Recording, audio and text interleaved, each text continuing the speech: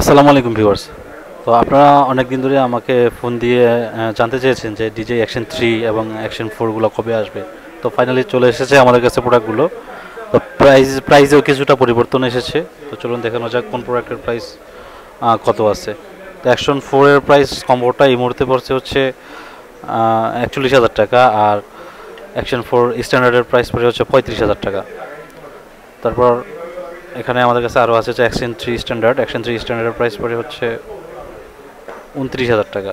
আর action 3 যে combo প্যাকটা আছে, অ্যাকশন 3 কম্বো প্যাকের প্রাইস পড়ে হচ্ছে ৩৫,০০০ টাকা। তারপরে এখানে দেখতে পাচ্ছেন যে ডিজিআই গগলস 3, এটা হচ্ছে অ্যাভাটার 2 এর সাথে ইউজ করা যায়। গগলস 3 প্রাইস পড়ে হচ্ছে ৬৫,০০০ টাকা।